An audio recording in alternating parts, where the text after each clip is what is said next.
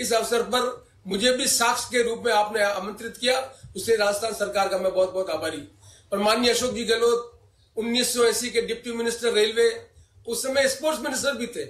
Asiad game आपने करवाए थे, एशियाड गेम का आपका अनुभव था, लेकिन स्पोर्ट्स का जो बरकतुल्ला का स्टेडियम है, यहाँ आईपीएल मैच हो सके, इन संभावनाओं को आगे करने का काम किसी को जाता है तो आरसीए के अध्यक्ष वैभव गहलोत जी को जाता है। वैभव गहलोत जी ने जितना प्रयास किया कि जोधपुर के स्टेडियम को बनाए या आईपीएल के मैच हो, उन्होंने आरसीए के अधिकारियों को लेकर बराबर यहाँ पर उसका प्रयास किया और आपसे बराबर धारीवाल साहब से मिलकर वित्तीय संसाधनों का आपसे स्वीकृति कराई। इसलिए आज 20 करोड़ का ये बरकतुल्ला का स्टेडियम आगे बढ़ रहा है और हम आशा करते हैं कि वैभव गहलोत जी के आरसीए के नेतृत्व में आने वाले समय में मारवाड़ में या आईपीएल के मैच भी होंगे, ये सपना भी साकार होगा। इसलिए मैं आपको स्मरण दिलाना चाहता हूं कि 1980 के अशोक गहलोत भारत सरकार के स्पोर्ट्स डिप्टी मिनिस्टर और आज के गौरव, आज आरसीए के जो हमारे अध्यक्ष है वैभव जी गहलोत, इन दोनों के बीच में एक सामंजस्य बनेगा और आने वाले समय में ये स्टेडियम पूरा बनेगा, अंतर्राष्ट्रीय स्तर का बनेगा और यहाँ पर आईपीएल के मैच बनेंगे, ऐसी मैं आप अपेक्षा करता हूँ। क्योंकि बहुत अधिक समय हो गया है, बहुत डिटेल में शिलान्यास के कार्यक्रम और लोकार्पण की बात हो गई है, मैं उसके संबंध में ये बात नहीं कहना चाहता। लेकिन धारीवाल साहब, आपका बहुत बहुत धन्यवाद, आपके जोधपुर के सारे अधिकारियों को बहुत बहुत धन्यवाद और आशा करते हैं कि जो वर्ल्ड क्लास सिटी बनाने की जो कल्पना है, जो भारत के विभिन्न संस्थानों की जोधपुर में उन्होंने स्थापना करवाई, जिनका मैं अभी विवरण नहीं करना चाहता, पर मैं आशा करता हूं कि उनके नेतृत्व में जोधपुर में विकास की जो संभावना है वो और आगे बढ़ेगी और जोधपुर वासियों को और इसी तरह से राजस्थान सरकार का विकास का मार्ग आगे बढ़ता जाएगा। और हम आशा करते हैं कि जोधपुर भी एक जयपुर के बाद महानगर के रूप में दुनिया के नक्शे में इसकी जगह बनेगी, ऐसी हम कल्पना करते हैं। यहाँ का स्पोर्ट्स कॉम्प्लेक्स अच्छा बने, यहाँ के इलाके के जो लोग क्रिकेट में आईपीएल के माध्यम से अपनी क्षमता का प्रदर्शन कर सकें। मैं आशा करता हूँ कि ये स्टेडियम उन सब के लिए अवसर प्रदान करेगा। एक बार मैं पुनः राजस्थान सरकार, मुख्यमंत्री जी, स्वायत्त शासन मंत्री जी और सभी अधिकारियों को बहुत बहुत धन्यवाद देता हूँ। इस अवसर पर आपने भी मुझे साक्ष्य के रूप में आमंत्रित किया, उसके लिए बहुत बहुत धन्यवाद। बहुत बहुत धन्यवाद अध्यक्ष महोदय विधानसभा। मैं अब जोधपुर शहर की हमेशा चिंता करने वाले, जोधपुर विकास प्राधिकरण को हमेशा मार्गदर्शन देने वाले, बार बार रिव्यू करने वाले और जोधपुर को बहुत बड़ी सौगात देने वाले माननीय मुख्यमंत्री महोदय श्री अशोक गहलोत जी से निवेदन करता हूं कि वो हम सबको संबोधित करें उद्बोधन। बहुत बहुत धन्यवाद।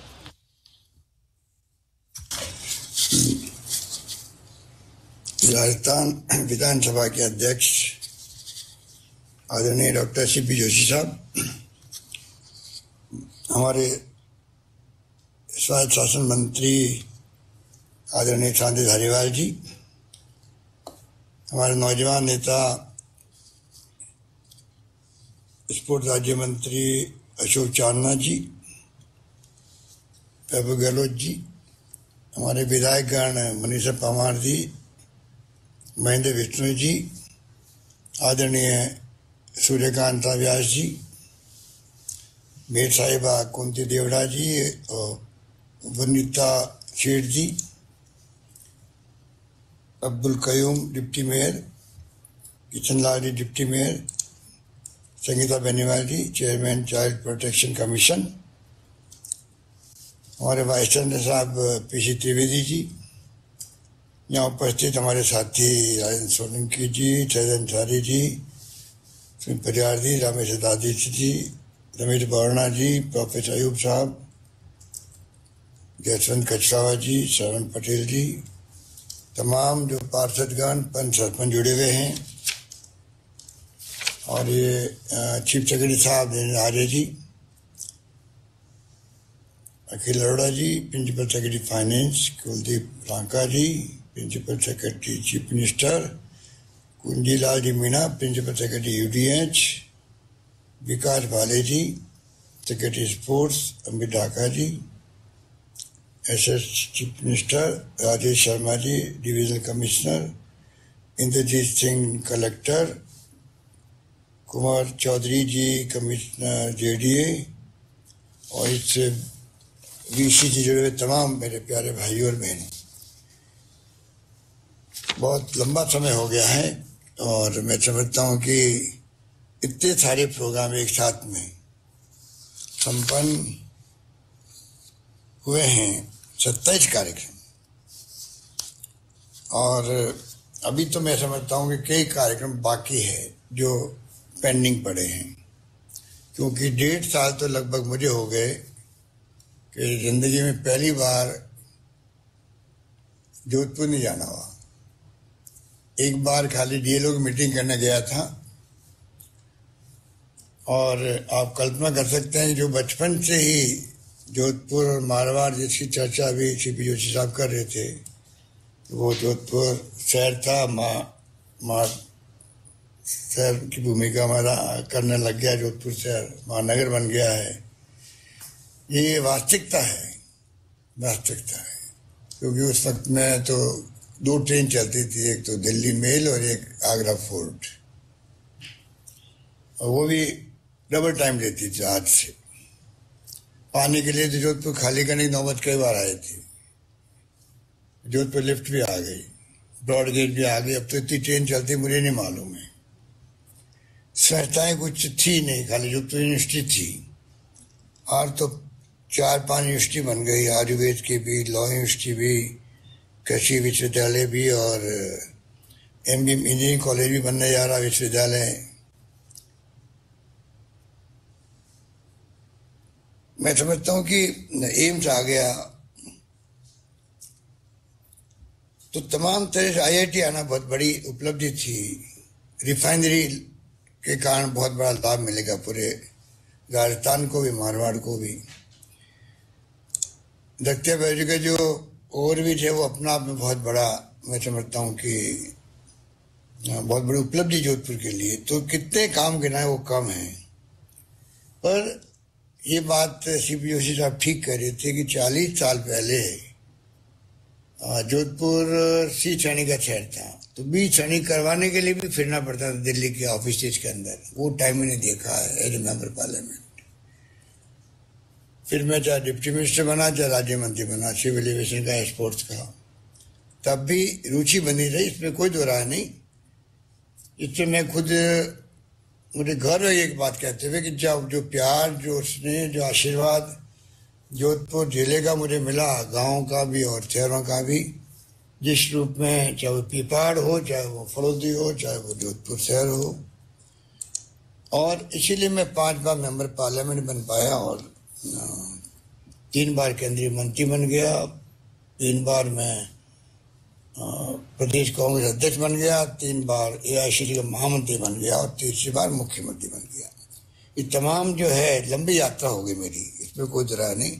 तो मुझे कभी यात्रा का आभास नहीं हुआ। ये कोरोना ने आभास करवा दिया, सब लोगों को घर में बैठा दिया। तो जब घर में बैठा हुआ आदमी है तो कई बातें सोचता रहता है।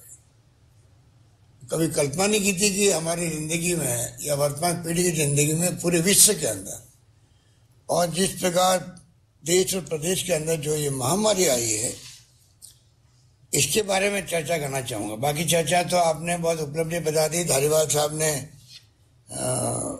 बहुत ही इंटरेस्ट लिया, इसमें कोई दुरानी नहीं। वो खुद जोधपुर गए, और सीपी जोशी जी के मार्गदर्शन में वैभव गहलोत जी भी जब से वो अध्यक्ष बने हैं, उन्होंने एक टारगेट बनाया किस प्रकार बरकतुल्लाह खान स्टेडियम का रूप संवर कर आया कि आईपीएल मैच हो सके, क्योंकि सबने कोशिश कर ली। पर जो बीसीसीआई के जो रूल्स है उसमें सीपी जोशी साहब भी अध्यक्ष थे जब आरसीए के, तब भी कोशिश करी, मैंने भी काफी कहा, परंतु कभी वो एग्री नहीं हुए वहां के अधिकारी। अब मैं समझता हूं कि पहले भी कई बार इसमें इन्वेस्टमेंट किया, राजेंद्र सोलंकी जी के वक्त में इन्वेस्टमेंट किया गया, लाइटें लगाई गई, 10-12 करोड़ खर्च किए गए, पर उसके बावजूद भी जो स्टैंडर्ड मांगते हैं बीसीसीआई वाले, वो स्टैंडर्ड का बन नहीं पा रहा। अब मैं समझता हूँ कि ये जो फैसला हुआ है उसके बाद में तो कम से कम ऐसी स्थिति आए कि यहाँ भी आईपीएल के मैच भी हो, अन्य मैच भी हो। इसके लिए मैं चाहूँगा कि सीपी जोशी जी और वैभव गहलोत जी इसमें किस रूप में भूमिका अदा करते हैं उस पर बहुत डिपेंड करेगा, क्योंकि तो समर्पित है। पर ये विषय इन दोनों का ही है, मेरा नहीं है। तो मैं उम्मीद करता हूं कि ये किसी ढंग से जो जन भावना है नौजवानों की, जोधपुर संभाग की हो चाहे हो मारवाड़ की हो, उसके अनुरूप ये काम भी नौजवानों के लिए एक सौगात लेके आएगा। अशोक चांदना जी बैठे हुए स्पोर्ट्स मिनिस्टर, इन्होंने भी बहुत शानदार मैच करवाए थे राजस्थान स्तर के। तो एक माहौल बना राजस्थान के अंदर, पहली बार की स्पोर्ट्स स्टेट लेवल के भी होने लग गए, आगे भी होंगे। पर आज जो शिलान्यास तो बहुत हुए हैं और एक से बढ़ के एक हुए हैं।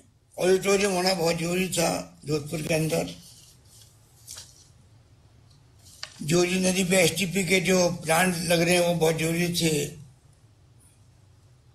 सड़कें तो खैर जरूरी होती है। खिजली का जो शहीद स्मारक है अमृता देवी के नाम से, मैं समझता हूँ कि ये एक अलग मैसेज देने वाला है। पूरे देश के अंदर लोगों को मालूम है कि खिजली नाम का कोई गांव जोधपुर जिले के, जहाँ पर शहीद हुए 363 शहीद।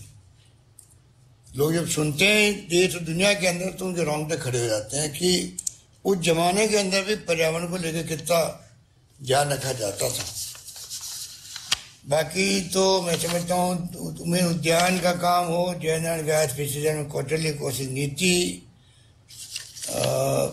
जी कह रही थी कि अशोक उद्यान में जो काम हुआ उसके लिए धन्यवाद दे रही थी और वो मांग कर रही थी कि एक म्यूजिकल फाउंटेन लगे।